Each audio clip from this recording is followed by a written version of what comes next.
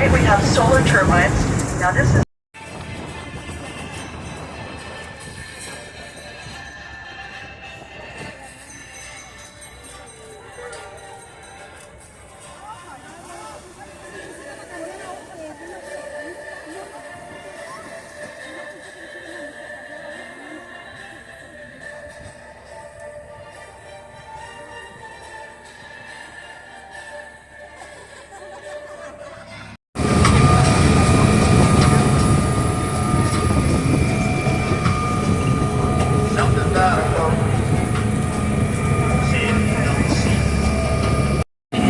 homeported here. The motto of that ship, while we breathe, we fight.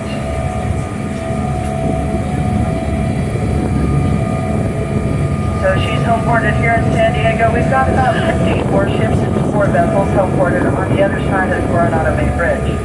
So we have a tug and barge going by us here. That's a sea tractor. It's used to, it's going to say there'll be one when that's ready to move. So they're used to move the ships on and off of piers. Our warships can go forward and backwards pretty well, but not side to side so much. So she'll help them on and off of piers, guide them under the bridge, out of the bay, and in and out of their secured facilities. It's like a tugboat for the Navy.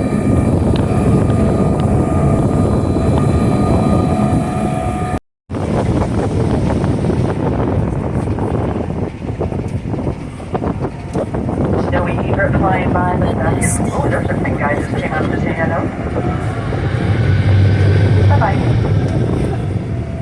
Now the difference between the brown sea lions and the black sea lions is the difference between a dry sea lion and a wet sea lion.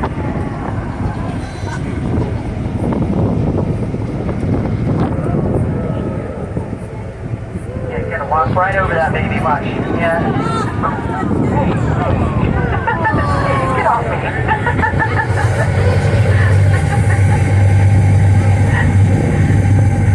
Yeah, big bowl.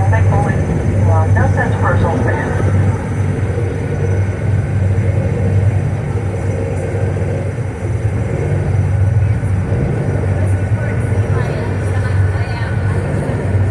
Now they'll sleep 14 hours a day. But if you got to swim and catch 40 pounds of fish in your mouth every day, you might need a 14-hour nap too.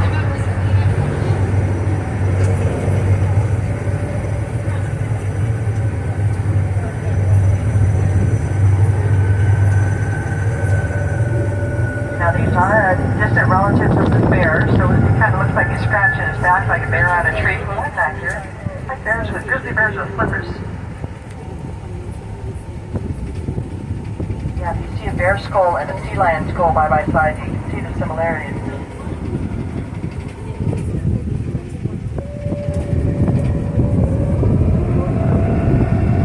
Now you see the lump on the guy's head. There's the one in the water has a lump. That's called a sagittal crest. The males get that, the females don't. It's a bony, muscular protrusion. It's another way to tell the males. Now, why are these birds and these sea lions here? Well, underneath each of these platforms, there's a 10 by 10 cage full of bait fish. So it's full of sardines and anchovies. You can see how some of the lids are open. There's a net that they use to get the fish out in there. So the fishermen will come up here and tie up and they'll sell them fish. That's what this is. It's a live bait barge. So it was built for fishermen. It was not built for sea lions and seabirds. But it certainly makes an excellent bed and breakfast. So they like to hang out here. Nice, dry, safe place. No great white sharks in San Diego Bay to eat them.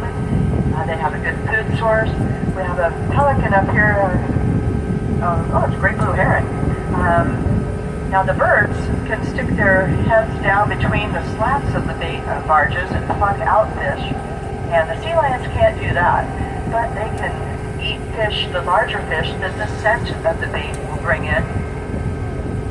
So we got a lot of beautiful, great blue herons. Did he get a fish in this?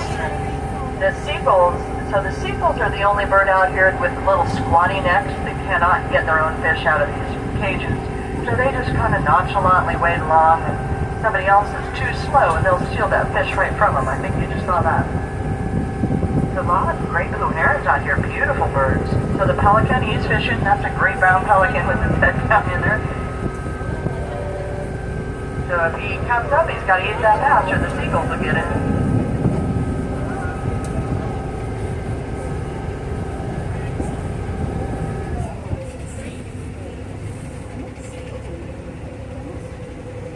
Now, if you look out to our left, off in the distance here, we have our nuclear-powered submarine base. So you can see that big gray thing with cranes on top of it. That's a dry dock. If you look under the front right, you see a black square with chimneys sticking and periscope sticking up out of it. That is a nuclear-powered submarine. There's another one further upshore, near the shore, on the other side of the fence. So this is our submarine base at Point Loma. Now these are Los Angeles-class nuclear-powered submarines. They're 360 feet long, and we say they are the stealthiest things in the sea because these will stay down for 90 days, 3 months or more without resurfacing. Now if you keep looking out that way, the point of Point Loma has, you can see the Visitor Center for the Cabrillo National Monument. We have the Point Loma Lighthouse out there as well. Great place for a drive, good gift shop. Beautiful views out there, little hikes, and a whale watching station. It's coming towards the end of the gray whale migration, but they have a whale watching station. You can actually look for them out on the horizon and see their blows. Then we're going to come around and bring the starboard side of the boat next to the sea lions. There's some more stuff on Point Loma right across from us. There's a flatter area with trees, lighter green grass. That is the Fort Rosecrans National Cemetery. Other set of round trees, but just right up there. And that's where there's 110,000 tombstones where our military and their families are laid to rest. We have a big Words Not celebration. They have a big gathering on Memorial Day.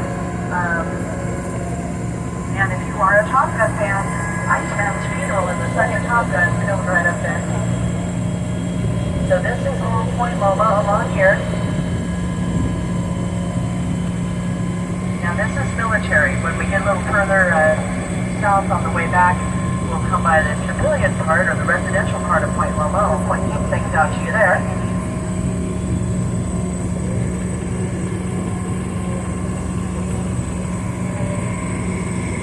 They're riding across the water. So all kinds of things are always going on in San Diego Bay. It's not even summer yet. If you look out to the left, you can see a big white archway. This is an old naval antenna pattern testing range.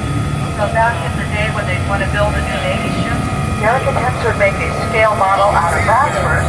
They place that model with a live antenna under this archway, spin it around on like a lead and wire simulation of the ocean. An object would go along the arches, send down radio waves. They figure out exactly where to put the antenna before building the new ship. Now, if you were to go down along Point Loma, though you can still see some of those brass boats out there under that archway.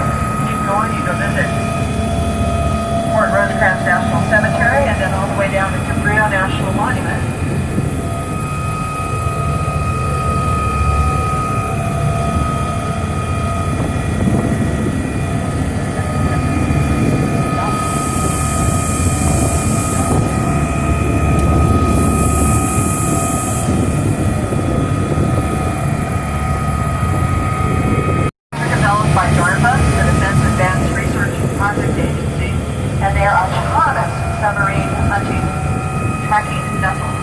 So they're 132 feet long, go 27 knots. Now they'll stay down, unmanned, no people on board, for 90 days or 10,000 nautical miles. Now we have the Sea Hunter and the Sea Hawk. The first one, the Sea Hunter, went to Pearl Harbor and back by itself, no people on board in 2019. That was successful, so they made another one, the Sea Hawk. And these are the first for their kind right here in San Diego. Now,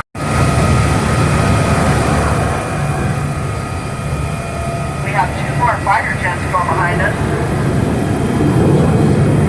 3. There's the third one.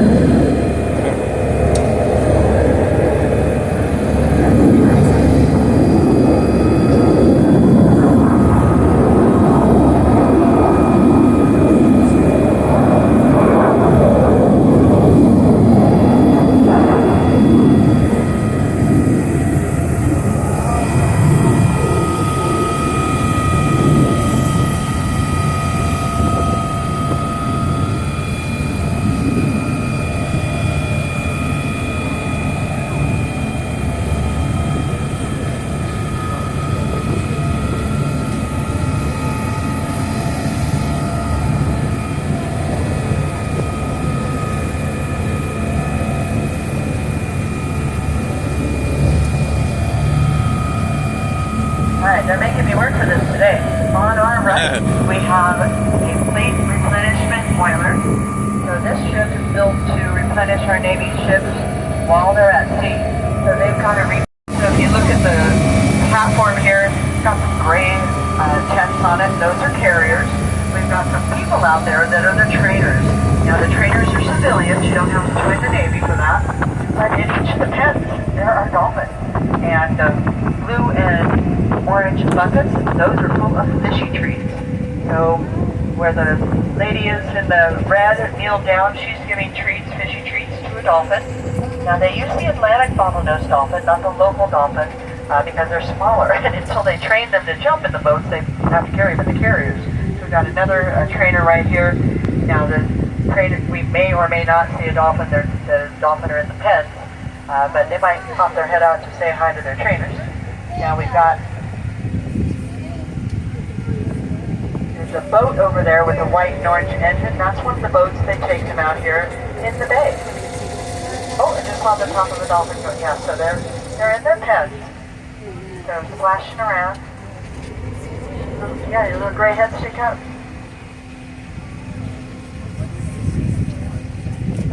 What they trained them for, I'm going to wait till we get a little pass. I'll let you watch or see if you see any more, and I'll tell you how they trained them and what they trained them for.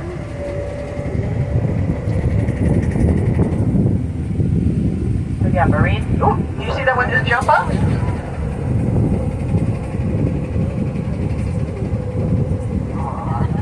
All good days start with dolphins.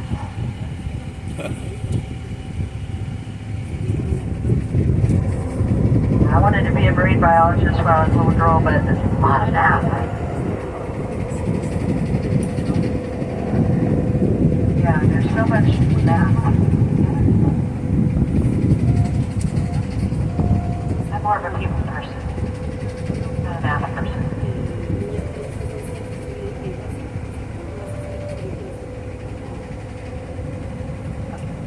Yep, okay, so what they do is they put a harness with a camera on the dolphin, and they take them out in the boats, and they release them in the harbor. Now you'll notice there's no leash on the dolphin. You don't put a leash on a dolphin, you're not going to put a fence on the bay.